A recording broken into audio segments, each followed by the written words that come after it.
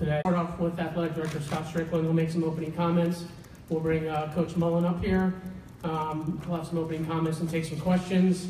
And then both Scott and Dr. Fox will be available off to the side after we complete with Coach Mullen. So with that, we'll turn it over to Scott Strickland. Thanks, Mike. Appreciate everybody being here today. Before we begin, there's a few people I'd like to recognize just who helped with the process. Certainly Dr. Fox, who is a tremendous supporter and leader for this university and our athletic program, and he was unbelievable during this process. My team that kind of helped with the search from UAA side, Laird Veach, Linda Teeler, Steve McLean, Mike Hill. We had several other members of our UAA staff who assisted with planning and logistics throughout the process.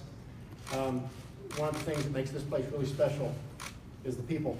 And I tell people we are like the Yankees. We attract the best and the brightest. And we've got an unbelievable staff who support us during this process.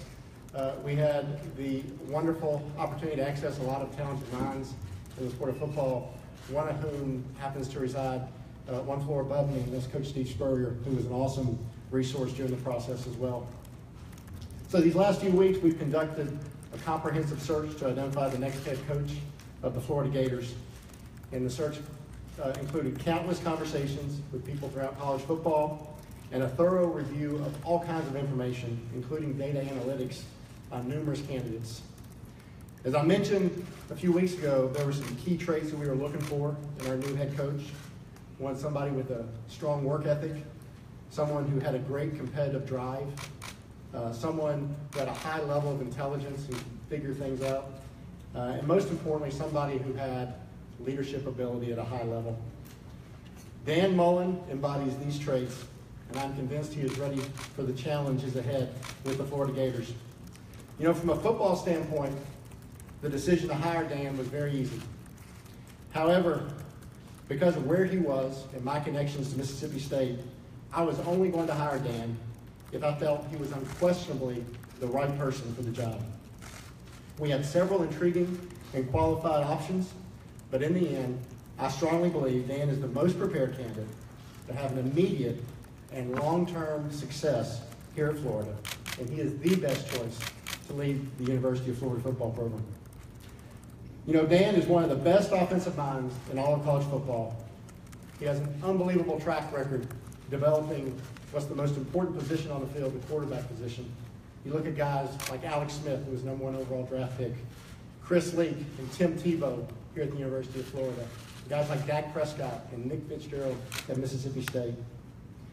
Dan is going to do a tremendous job of implementing accountability and toughness through a well-coordinated strength and conditioning program.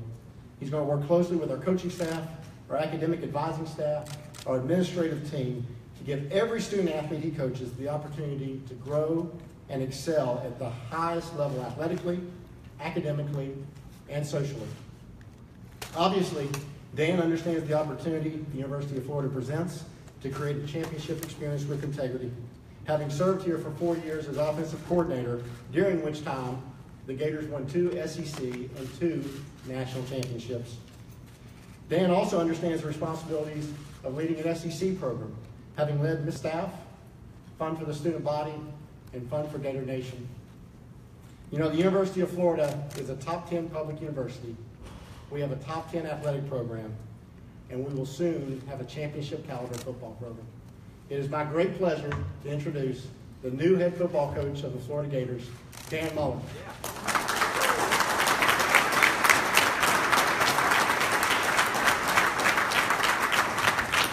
Thank you.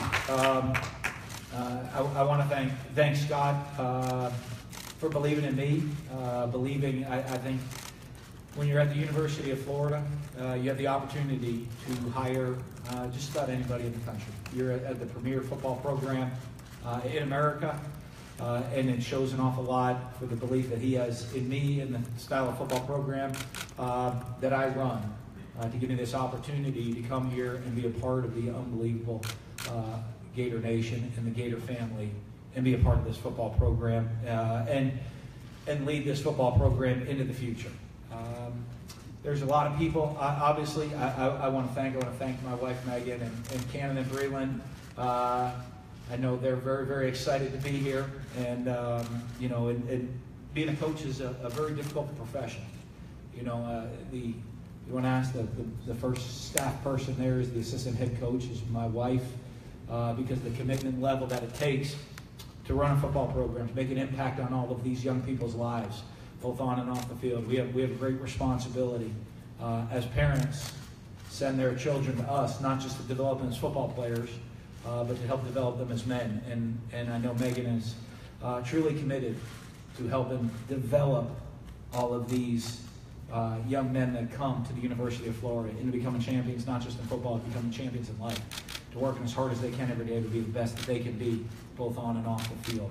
I want to thank Dr. Fox for giving me the opportunity to be here and help lead this program. And I just told him, and my commitment to him is to make sure that the university, not just the university administration, the university as a whole, the student body, the alumni, and the fans have a football team that they're proud of, both on and off the field.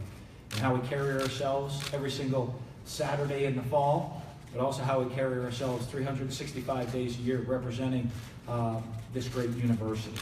I know, great to see Coach Spurrier, and I saw Jerry in the back. Here, might not know this, as a young coach, started coaching a long time ago now. And, I was used to, my first coaching job was a small school called Wagner College in Staten Island, New York. And, I always grew up a huge fan and was always a huge Florida Gator fan. And so, what do you do if you're a Florida Gator fan? You're going to start coaching, you start wearing the visor. So I guess everybody sees me with my visor on. I don't know if I wear it quite as stylishly as Coach did, I've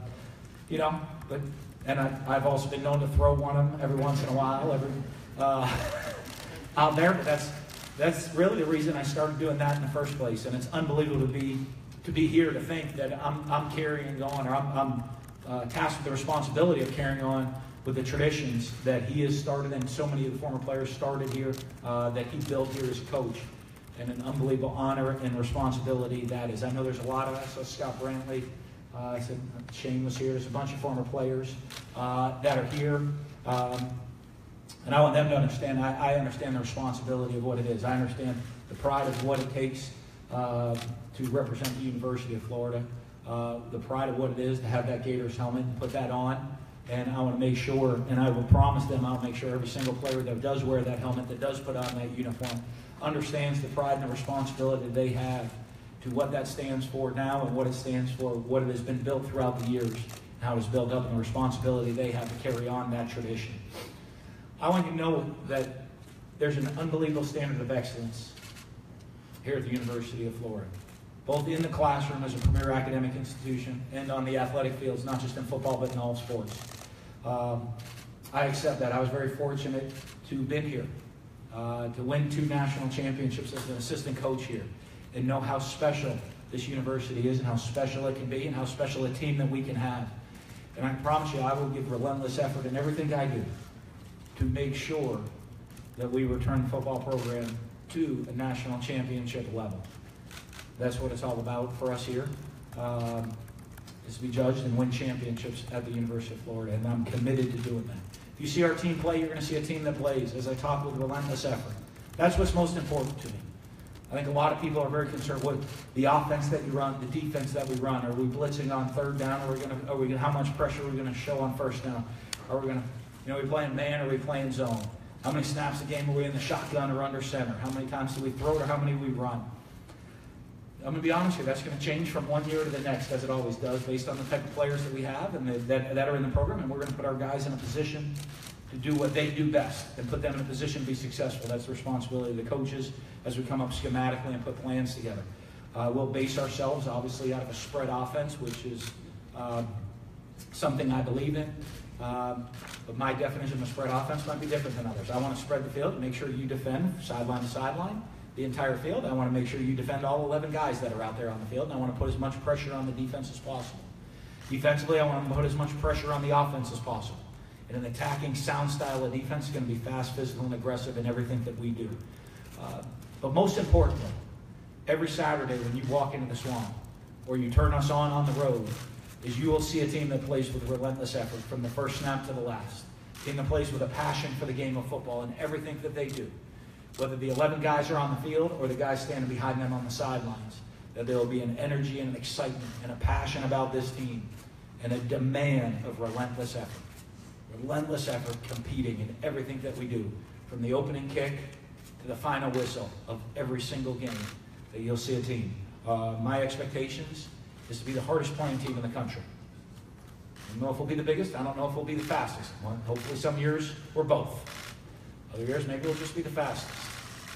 But I do know this. We will be the hardest playing team every single Saturday when we take that field. That's something that I'm going to demand of our players. So fun to be back. It is so fun to be back. I do want to thank everybody here. It's great to see familiar faces. It's great for me walking around and getting accustomed to where I'm going again. And, you know, I've opened the wrong door already once or twice, but I'm starting to get my bearings back within the building. And it's great to see all those people, and I'm thrilled to be here. I want to thank. I was very fortunate. I do thank everybody at Mississippi State University for the opportunities that they gave me there. There was a great administration, great athletic director, great president, and great people there, and a great community that embraced and believed in me. And moving forward, I hope that they continue to have the success that has been built up over the last several years, and that they continue to build that program in the right direction. But I'm here. And I'm thrilled to be here. I'm thrilled to be your coach. I'm thrilled to represent this university.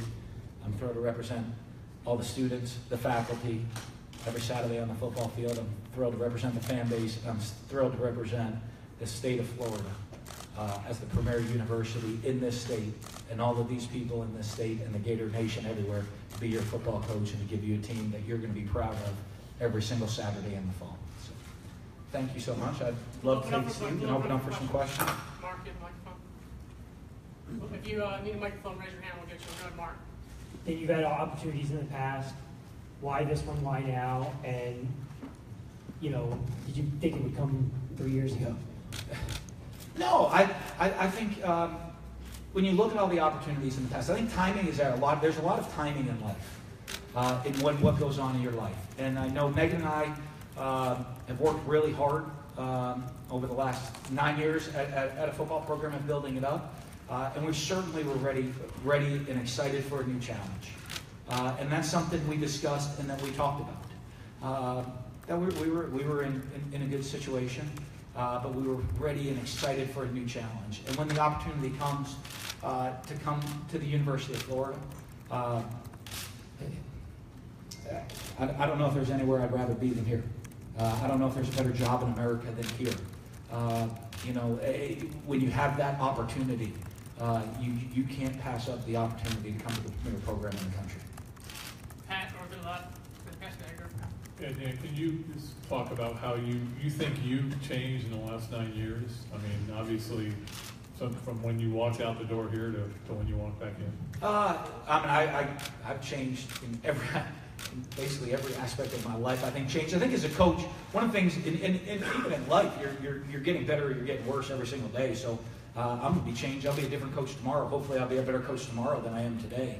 You're always working to do that. But over the last 9 years, I left here 9 years ago. I was an offensive coordinator from a great team. I went down, and I can tell you, first thing I did, I was named head coach. We did all the media, the press, the introductions, all of these things. I walked into the office, sat down in the chair, and I went, what do I do now? Because I don't think there's anything. I working here for Urban Meyer, and I think he always does a fabulous job of preparing his assistant coaches for that responsibility. But there's nothing that can prepare you for that responsibility of sitting in that chair, of being the head coach. And, so over the last 9 years, I've tried to look at what I've done well, what I've done poorly. Every day, how can I improve from year to year, whether it is in every aspect of the coaching profession, of how can I continue to improve, how can I continue to be better. And over that time, you gain that experience of there's always going to be something new come across your desk that you haven't dealt with before. But I'm going to tell you, I think over those 9 years, you've dealt with so many different issues and so many different things that have happened that you're prepared to handle just about whatever is going to get pushed across your desk and be able to handle it in the right way, in the right representation of the university and the football program and what we believe. Robbie up front. Did you feel differently when you sat down in that seat up there today? Very different. I'm going to tell you, I sat down with an enormous smile on my face, and couldn't be happier to be here, but I also sat down understanding the enormous responsibility of the people that have sat in that chair before me and the standard that they've set. And if you know anything about me, I'm extremely competitive. I love that challenge. Whether it's me out there on the field coaching our teams on a Saturday, going out for a jog, or if Coach Spurrier invites me out to play golf, I might, make sure there's not a lot of cameras videotaping because it could get maybe heated. There'd be a little company because I know he's a little competitive as well. No, but I think that competition that just drives you, and that's the excitement of being in that position. But also, though, the comfort of knowing that, of the experience that I've had over the last 9 years, that it's not the first time that I'm dealing with a lot of different situations, that I've been in a lot of these situations before, and the experience of know how to handle what you're dealing with on a daily basis. Robbie up front to the left. Dan, what was your message to the players today? You know what? It just started. Very friendly. We're going to have another in-depth team meeting later on when I really get in-depth through our expectations and the standards and the details of it.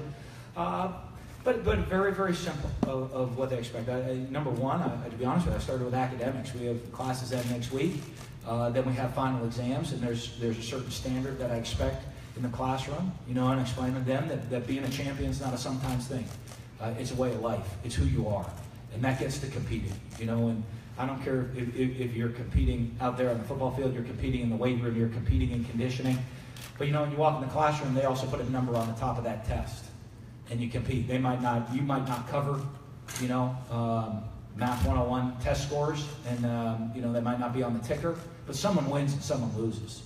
And we're going to be a team that competes in everything that we do, and you better take that seriously, and making sure that we are that mindset, that we're competing as much in the classroom as we are going to compete on the field, and we're just going to be competitors in life. And so it started there, and went into just some of my general expectations on our core values, on decision making, and I told them to rest up over the month of December, because when they come back in January, it's probably going to be something they've never even experienced in their life before, our off-season conditioning program. And Scott also, Scott has talked about putting the fun back in Florida football. How do you do that? You know what? Every day is fun. Every day is fun. I mean, I certainly hope every one of those guys loves playing ball. The fun is, there's a lot of different ways to have fun. The fun in preparation, and knowing that you're working hard to prepare. The fun in the classroom of taking care of your business and being successful that way.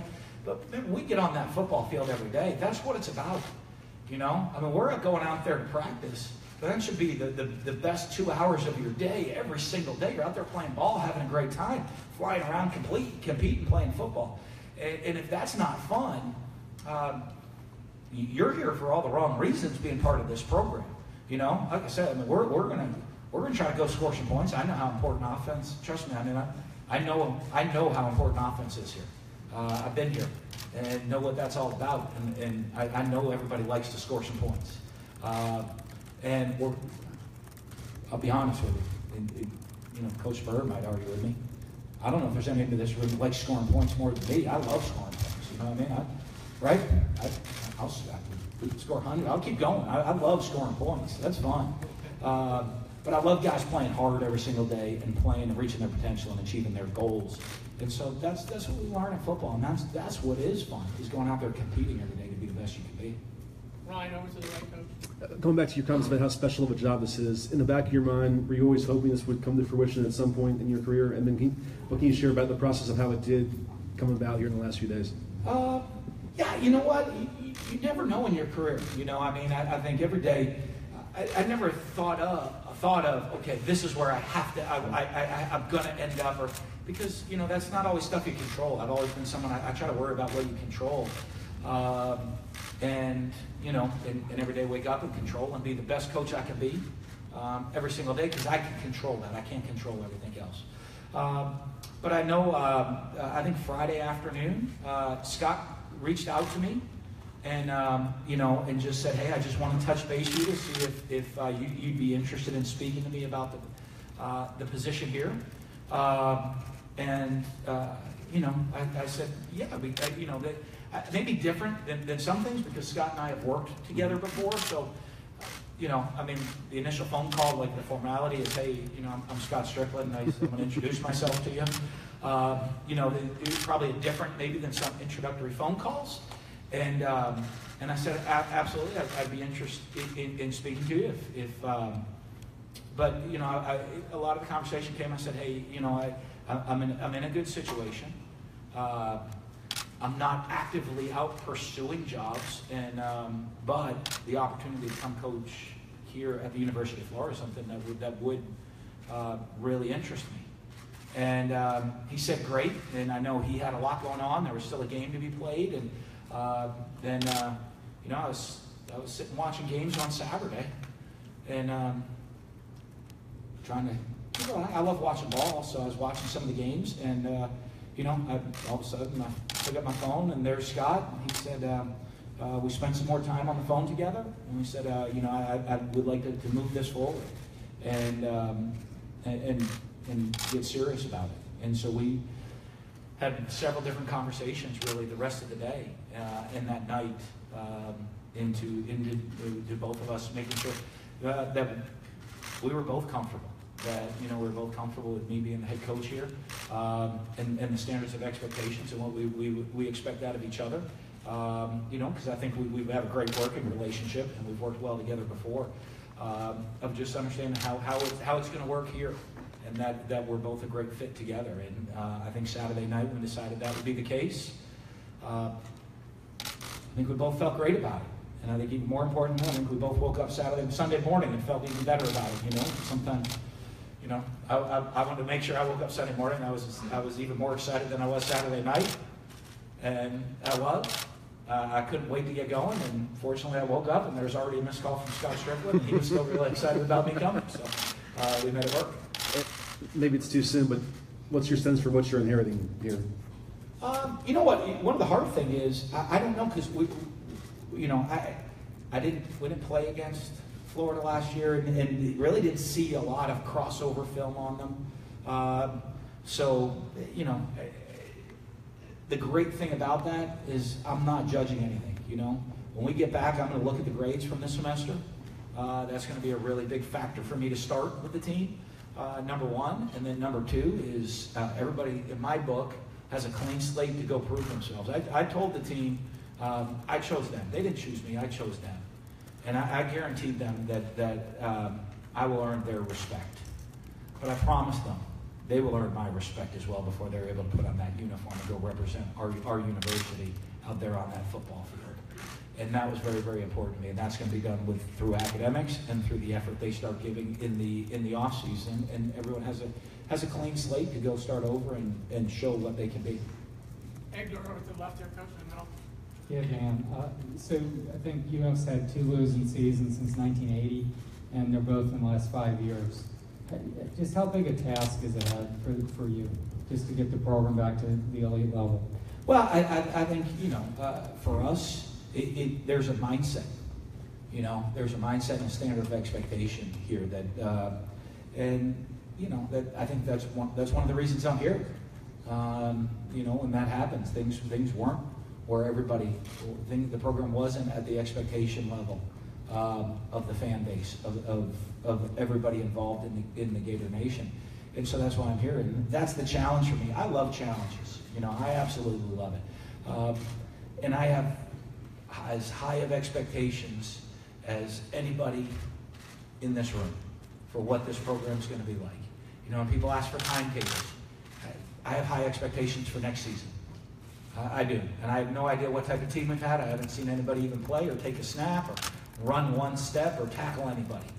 But I promise you, I have extremely high expectations for our program next season, and I'll continue to have them from one year to the next.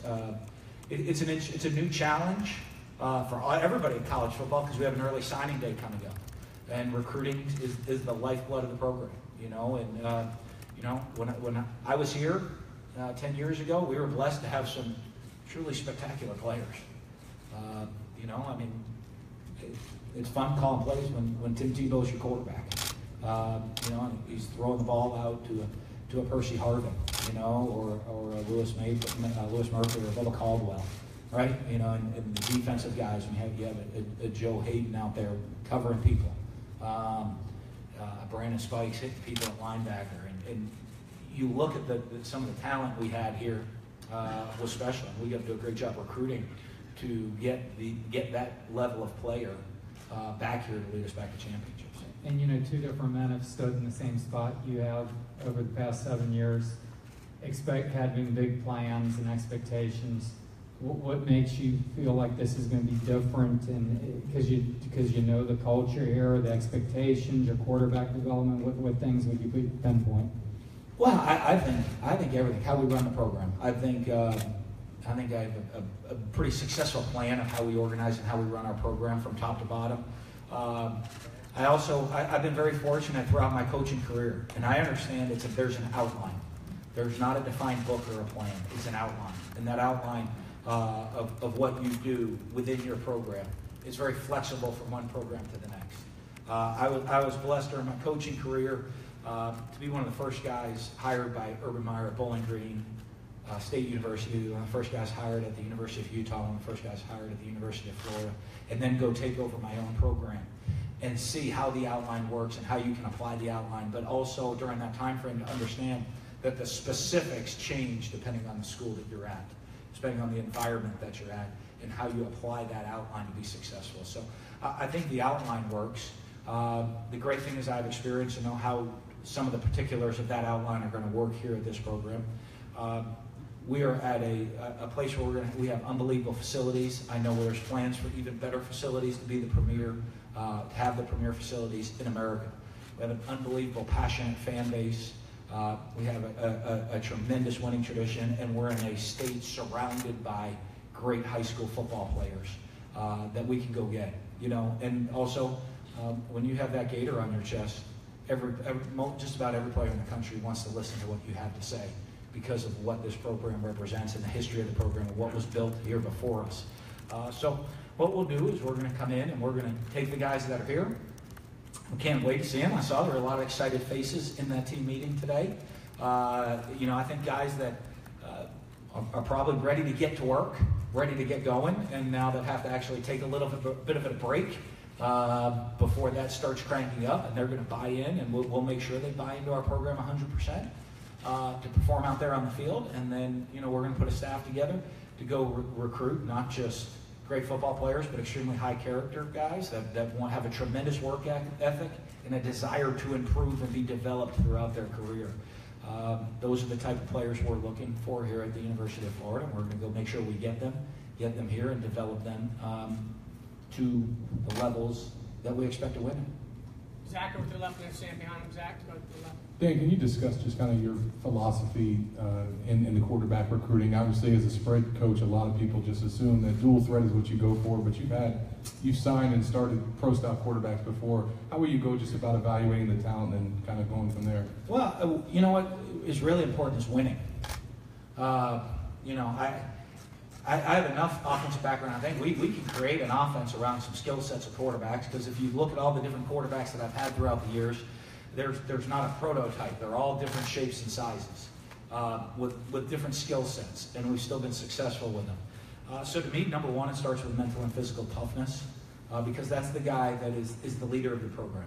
And, and they have to, playing quarterback here at the University of Florida those are pretty big shoes to fill, right? There's a couple of really nice trophies that they give out for the play of quarterbacks that have been here. There's a couple of championship trophies that they expect that our quarterbacks expect to lead us to that are here in this building. And so they have to understand that, have that mental and physical toughness to be able to handle what it takes to be here. And to lead this team and set that standard and set that bar extremely high for our players. They have to have tremendous leadership. You know, quarterback's the leader. If you take everybody, if you took a football team and I took a bunch of guys and recruits and put them in the room, okay, and we take a signing class and none of them know each other, okay, and everybody gets up and says, hey, I'm so-and-so and this is the position I play. And I hand them a piece of paper. I said, okay, vote for our leader. They're going to vote the quarterback. So you have to be a tremendous leader. I want somebody that, you know what, when that team walks into the huddle, all they're looking at is saying, hey, we have him so we can win. We have him so we can win. After that, you go to decision making, which I think is one of the hardest things to evaluate at the quarterback position, which is processing of information. How fast can they process information? How fast can it go from their eyes to their brain to their arms, or their legs, or whatever decision they have to make? Because, you know, it's one thing talking about football or drawing up plays on a board, but when you have about 1.2 seconds before a 300-pound guy is about to hit you right in the face, it's really important how fast you can process everything that's going on out there on that field. And so that's critical. Intelligence is extremely important. The smarter the quarterbacks are, the more we can do. You know, I'd rather them not look over the sidelines after they say hut. I'd rather them already know what they're checking to do, and they already know what to do instead of, you know, hut, and just look for me to go do it for them. You know, I want them to know what to do out there on the field. Then I get into throwing and running. You know, throwing's more important than running, or you can have everybody just standing on the line of scrimmage. You got to be able to throw. Accuracy over anything else, because you want to be accurate with your throws. And then if you can run, that's a bonus, because that means you can improvise and make some special things happen when the play breaks down. But I have a different way of maybe looking at quarterbacks and trying to find them. And if you want to put it in one word, it's winners. Okay? Because every quarterback that I've had has been sick, they're a winner. You know, I mean, you want to go take Alex Smith out of the Kansas City Chiefs, he's probably running a corporation somewhere, or he's a doctor or a lawyer. You want to take Tim Tebow. I mean, if you want to describe Tim Tebow in a word, a lot of people, winner's going to be up there. You know, there's not much he's going to be able to do that he doesn't win at. You know, and so Chris Lee was a winner here for us. Won. Dak Prescott's a winner. And it's not just in football. That's their personalities in life. And whatever they're going to do, they're going to be successful at. Sam, over to the left. Dan, you said that you feel like you've changed and developed in the 9 years since you've been here. There's been a lot of talk around here about the white-hot intensity of this particular job that you have. Is it something that you discussed with Scott, with your family, talked to Urban about?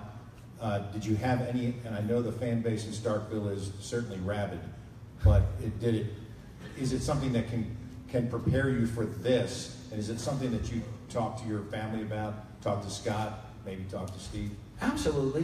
You know, I discuss with everybody, and I understand it. I've been a head coach in the Southeastern Conference now for 9 years. And I understand the scrutiny that you're under here and the expectation of a fan base. It's a lot of places in this league. You know, I will say, you know, I think the passion here is not unique to the University of Florida when you talk in terms of Southeastern Conference football.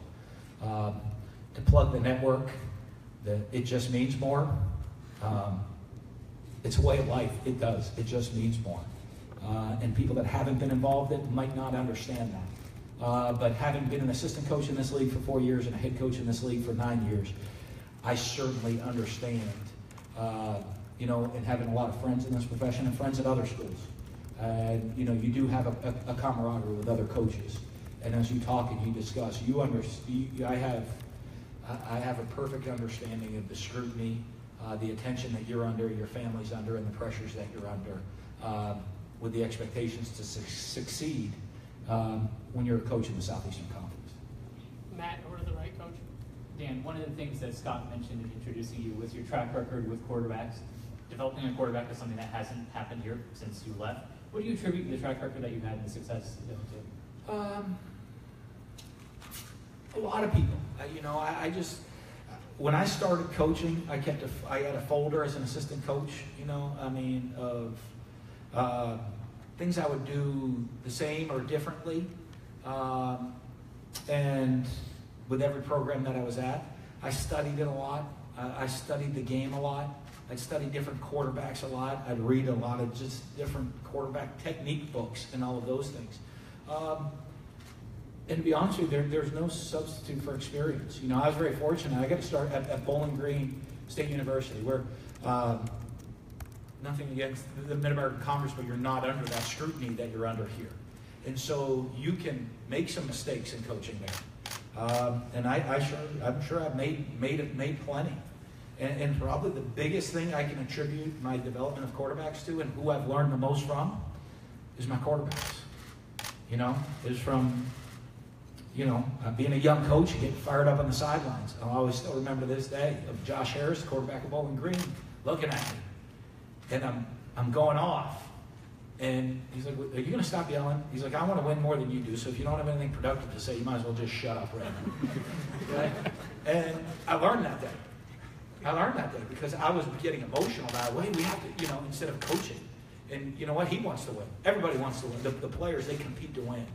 And so I learned that day. You know, and I constantly even learn to this day. I mean, I'll call Alex Smith. I'll call Dak Prescott. I'll say, okay, you know, hey, what's Coach Reed teaching you? What's Coach Reed teaching you? You know, what's Coach Linehan at the Cowboys? What are you getting into? What Coach Wilson? What are all the guys at the Cowboys? What's their staff teaching you? Okay, that I'm not missing? Is there anything new that you're learning? Anything new that you're doing? Anything that you're doing on your own or you've learned to help yourself out that I can use and put in my toolbox to help coach and develop these quarterbacks? You know, and I've been very fortunate to coach guys that have that belief and they're committed to develop. You know, you can't just rate. I mean, I've been very fortunate to coach very talented guys, but even with that, you just can't wave a wand and fix anybody. I've coached guys that were committed to excellence, committed every day to being the absolute best that they can be, and those guys are fun to coach. And you know what? And if you are somebody that is committed to being the best you can be and with an unbelievable work ethic, you're going to constantly improve. And I've been fortunate to coach those guys that have had that desire to improve. Coach Thomas in the middle and then Mike in the back. Thomas? Okay, now that you've taken the job here, what's your immediate priority in the next couple days, next couple weeks when it comes to staff hires, recruiting, that kind of thing? Recruiting is going to go over the top of everything. You know what I mean? I'm going to evaluate some of the staff that's here. I'm sure we're going to have some staff changes. You know, and none of that is going to be finalized. Really, probably until after the new year. You know, with everything going on, till we can get our final staff in place, if you will. But most important to me right now is recruiting, is touching base with all of the players that are committed, all the players that we're recruiting, and getting on the road and getting players in here that can help us win championships. And then you mentioned some of your former players from your previous stint here. How big of an emphasis will you put on kind of getting those guys back involved in the program? Well, that's critical to our success. You know, there's nobody that knows the standards and expectations of Florida football than the former players. You know, you're talking about guys that have sacrificed 4 and 5 years, that completely committed themselves to excellence on that field, that took pride in wearing that helmet and wearing that jersey. You know, and I know we have an unbelievably passionate fan base, but I'm going to tell you, those guys that have done it, that have been here, that have put this program where it is, those guys, you know, are even more passionate about it, and they understand it. And so it's critical to have them around our players, and have them there to lean on for advice, but also to have them around to make sure that our players understand what the standard of expectations are here at the University of Florida. Mike, straight in the back. Yeah, Coach, you called this the best job in America, right here. The best job in America. There you go. Oh. How important is it for the coach to be at a program, at a job that he cherishes, he wants, he desires? And also, you were at Mississippi State for 9 years. Just developing some coaching stability here. Well, I was very fortunate. I think a lot of the success at Mississippi State was based on stability, based on having an administration, both athletic and university administration, that were well aligned, that we had a plan, and were aligned on how to accomplish the goals we wanted to accomplish. You know, we weren't perfect the whole time there. We had some ups and downs. Probably a lot more ups, I think, than downs historically. but we had everybody in alignment, and there was great stability, and everybody understood what our vision and what our focus was on how to get us and how to succeed in the future. So I think that is important. I don't know. I mean, I think as a coach, you put so much into it. You know, to me, I mean, it is. You know, I have two responsibilities. You know, my family and this football program.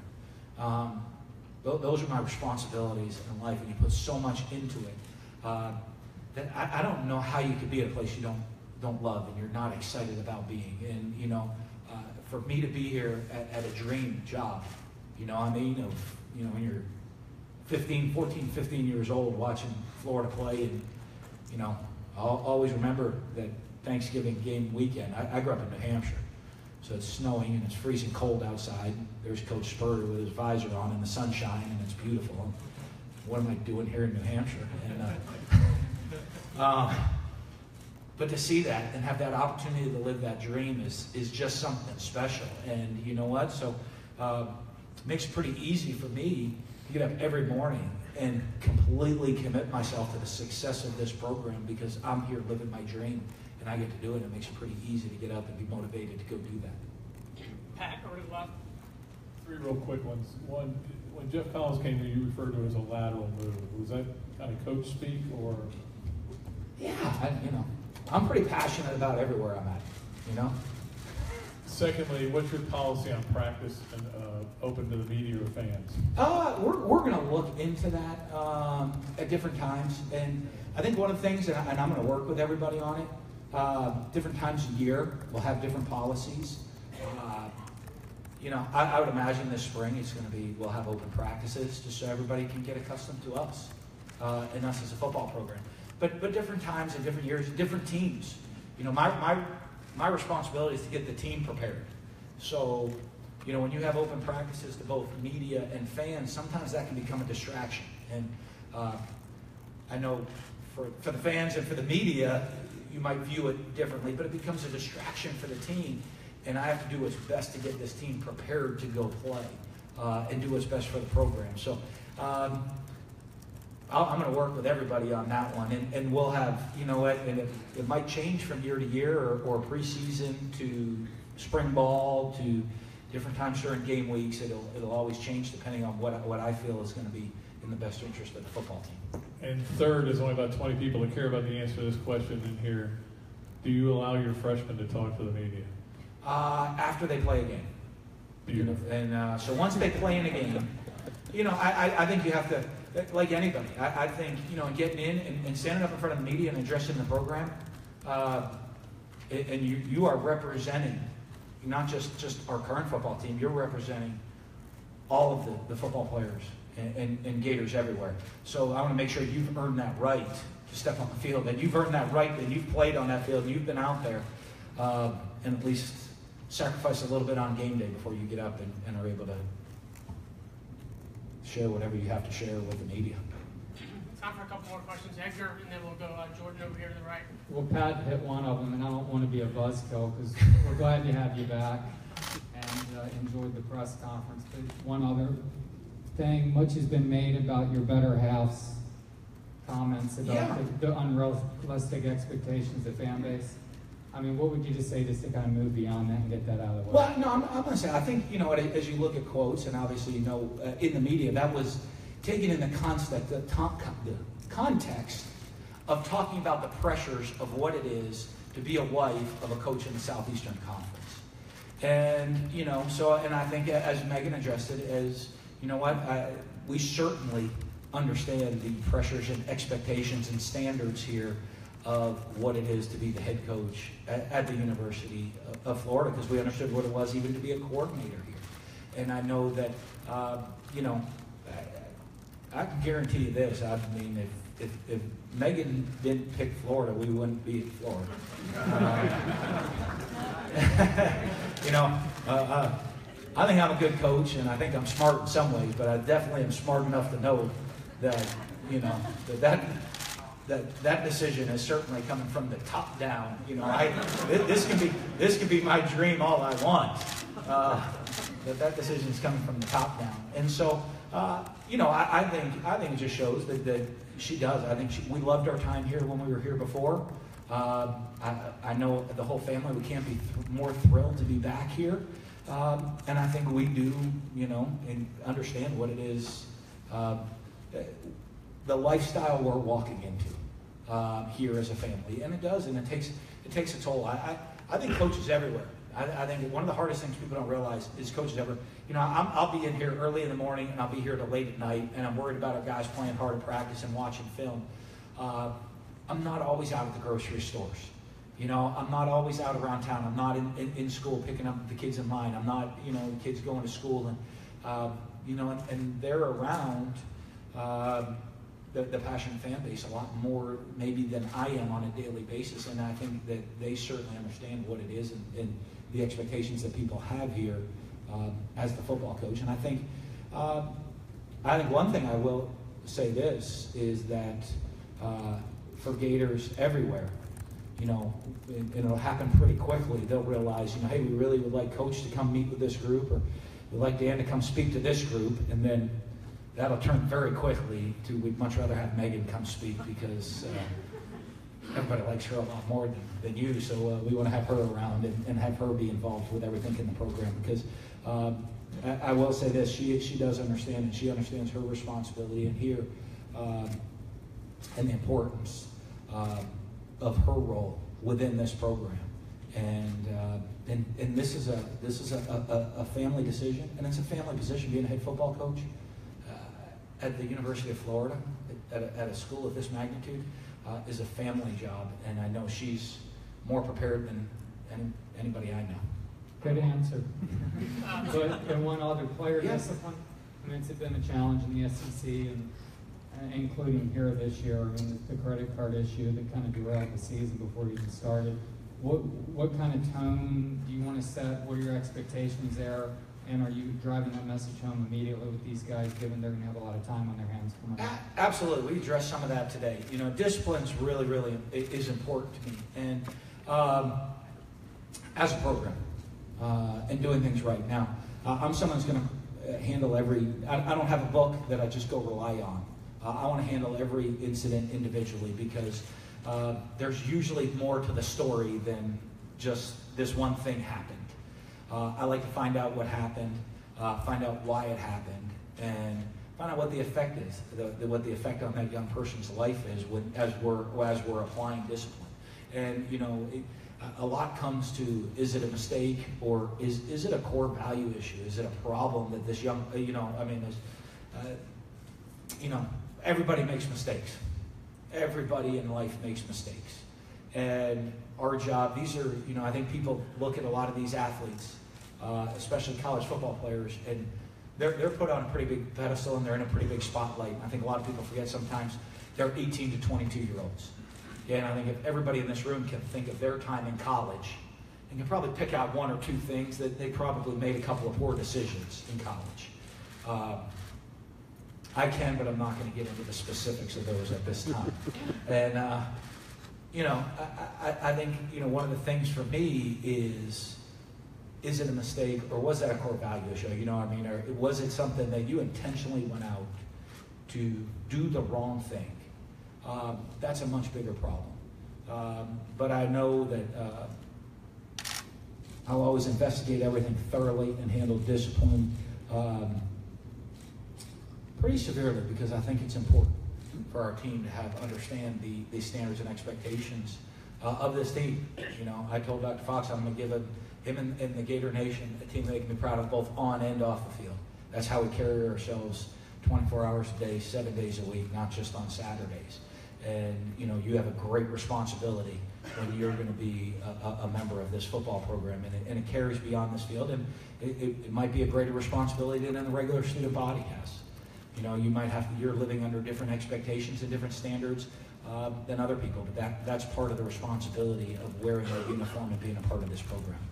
Time, two final questions. Andrew and then Jordan up front. You mentioned Coach Spurrier a few times today. How do you plan to take advantage of having him in the offices, seek his input on X's and O's, running the program, stuff like that? I got to go up in his office today, and he's got the computer open. He's got game film up. So I love ball. He loves ball. So I don't think that's going to be much. Well, I'm sure we'll have some really interesting ball decisions in there, talking football. So it's unbelievable to have somebody of that knowledge. You know, and not to me, it's unbelievable. Not just somebody to have the football knowledge that he has, be able to come in and talk about it. The head coaching knowledge he has in dealing with situations and player issues throughout the year. But even more importantly, that's someone that loves the University of Florida through and through, and understands everything about this program and this university and what it stands for. So as a head coach, to have that there, have that with you, have that available with you, I think it's fantastic, you know. I mean, I'd be shocked if I don't come in for practice and I don't have a, you know, why are we doing this? Right?